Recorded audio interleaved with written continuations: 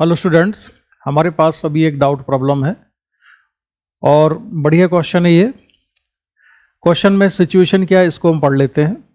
Question में ये कहा गया है 1 mole of an ideal gas is taken along the process in which PV raise to power x equal to constant.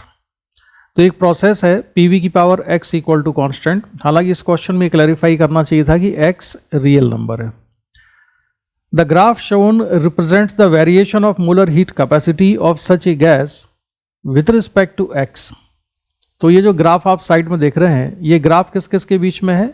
जो process question में दिखाई गई है उस प्रोसेस में जो मोलर हीट कैपेसिटी है गैस की, उसकी मोलर हीट कैपेसिटी को लिया है y एक्सिस पर और x एक्सिस पर लिया है x, जो कि पावर है वॉल्यूम की।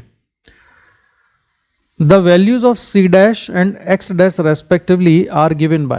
तो हमको बताना है कि C dash और X dash की वैल्यू क्या है। C dash और X dash का मतलब है यहाँ पर कि ये जो ग्राफ प्लॉट किया है C और X के बीच में, तो ये ग्राफ यहाँ पर जाता है, इस तरह से कर्व जा रहा है। सडनली ये जो कर्व है यहाँ पर आता है और फिर इस तरह से मूव करता है। इसमें एक स्ट्रेट लाइन भी दी गई है रेफरेंस के लिए। ये स्ट्रेट लाइन जो देख रहे हो आप, और स्ट्रेट लाइन y एक्सिस को या c एक्सिस को जिस पॉइंट पर टच करती है उसका कोऑर्डिनेट कितना है? 3/2r के बराबर है। और हमको c डैश की वैल्यू कैलकुलेट करनी है।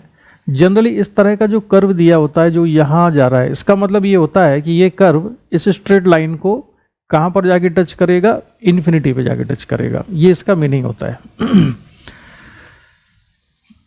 अब दूसरी इंपॉर्टेंट चीज आप देखिए कि जहां पर इस तरह की इक्वेशन दी होती है PV की power x equal to constant, तो बहुत ज़्यादा डिटेल में अभी हम नहीं डिस्कस करेंगे इसको। PV की power x equal to constant, इस तरह की जो प्रोसेस होती है इसको कहते हैं पॉलीट्रोपिक प्रोसेस। ये आपने सुना हुआ होगा कि पॉलीट्रोपिक प्रोसेस कहलाती है। और पॉलीट्रोपिक प्रोसेस की जो हीट कैपेसिटी है, हीट कैपेसिटी होती है C equal to x minus gamma into R upon x minus 1 into gamma minus 1, जिसमें गामा क्या है? इसमें गामा है Cp upon Cv, adiabatic exponent है।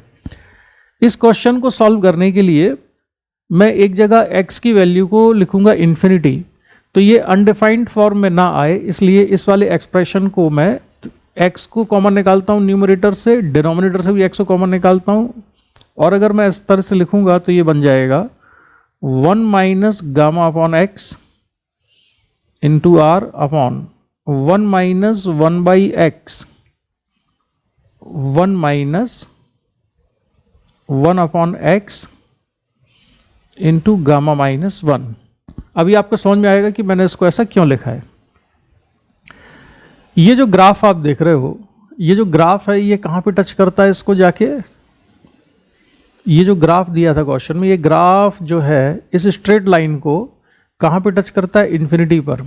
इसका मतलब ये है कि जब x की वैल्यू इन्फिनिटी है तब c की वैल्यू कितनी होती है? 3/2r के बराबर। तो मैं ये वैल्यू सब्स्टिट्यूट करता हूँ यहाँ पर और अपनी पोजीशन शिफ्ट कर लूँ जिससे मैं जो पीछे लिख रहा हूँ वो आपको दिखता रहे।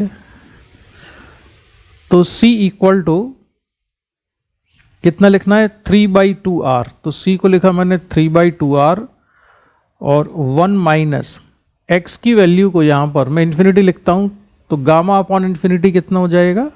0 के बराबर। तो 1 minus 0 into R upon 1 minus x को अगर मैं इसमें इन्फिनिटी लिखूंगा तो ये भी कितना हो जाएगा? 0 के बराबर हो जाएगा। तो 1 माइनस 0 इंटू गामा माइनस 1।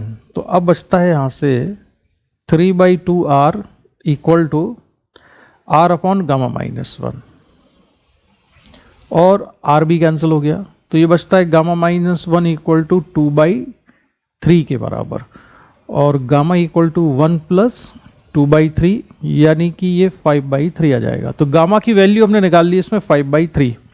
तो अब मैं इसको डिलीट करता हूँ यहाँ से और स्पेस क्रिएट करूँ जरा और आगे लिखने के लिए। तो गामा की वैल्यू हमारे पास कितनी आ गई है? 5/3 आ गई है। इसको लेके अब हम आगे चलेंगे। तो गामा इक्वल टू 5/3 ये हमने लिख लिया। ठीक है, ये हमको पता चल गया है। अब आगे बढ़ते हैं। उन्होंने पूछा क्या है हमसे पूछा है सी डैश की वैल्यू क्या होगी। तो सी डैश की वैल्यू, ये जो वैल्यू है यहाँ पर x की वैल्यू कितनी है, x की वैल्यू है 0। तो अब जो ये वाली इक्वेशन थी इसमें मैं x को 0 रखता हूँ और c की वैल्यू को लिखता हूँ मैं c डैश के बराबर। तो c को लिखा c dash equal to x की वैल्यू को 0 लिखा 0 minus gamma into R upon 0 minus 1 into gamma minus 1, इतना आया। c डैश इक्वल टू ये बचेगा माइनस, और नीचे भी माइनस आ रहा है तो ये हो जाएगा plus gamma R upon gamma minus 1। Gamma की वैल्यू हम ऑलरेडी निकाल चुके हैं तो इसको हम यहाँ सब्स्टिट्यूट कर देते हैं 5/3। तो 5/3 आर अपॉन 5/3 माइनस 1। तो सी डैश इक्वल टू कितना आता है सी डैश की वैल्यू आएगी 5r/2 के बराबर। इसको सिंप्लीफाई कर देंगे इस एक्सप्रेशन को तो ये 5r/2 आ जाता है। तो सी डैश आ गया। अब निकालना है हमको एक्स डैश की वैल्यू। तो इसमें ध्यान दो कि यहाँ पर एक्स डैश हमसे पूछा गया है, यहाँ पर सी की वैल्यू कितनी है 0 है। तो अगर मैं सी की वैल्यू की यहाँ 0 लिखता हूँ तो एक्स डैश निकल आना चाहिए। तो ये जो एक्सप्रेशन था यहाँ पर सी की वैल्यू को कितना लिखा हमने इसमें मैं लिख रहा हूँ 0, सी की वैल्यू को इक्वल टू एक्स हो जाएगा x dash minus gamma into R upon x dash minus 1 into gamma minus 1। अब ये सारा जो न्यूमरेटर है ये तो मल्टीप्लाई हो जाएगा 0 के साथ। तो यहाँ से सॉल्व करने पर बचता है x dash equal to gamma, और गामा कितना निकाल दिया था हमने 5/3। तो हमारे पास दोनों वैल्यूज़ आ चुकी हैं, सी डैश भी आ चुका है। सी डैश की वैल्यू कितनी है 5r/2 और एक्स डैश की वैल्यू कितनी है 5/3 के बराबर। तो क्वेश्चन में पूछा था सी डैश, तो सी डैश कितना है 5/3, नहीं सी डैश आया था 5r/2, तो ये 5r/2 आया। और एक्स डैश की वैल्यू कितनी थी 5/3, तो ये 5/3 आ जाता है। तो करेक्ट ऑप्शन इसका कौन सा है, करेक्ट ऑप्शन है बी के बराबर। और ये जो क्वेश्चन है बढ़िया क्वेश्चन है, इसमें कुछ अलग तरह की चीज़ पूछी गई है तो मैंने सोचा कि आपके साथ डिस्कशन करते हैं इसका भी।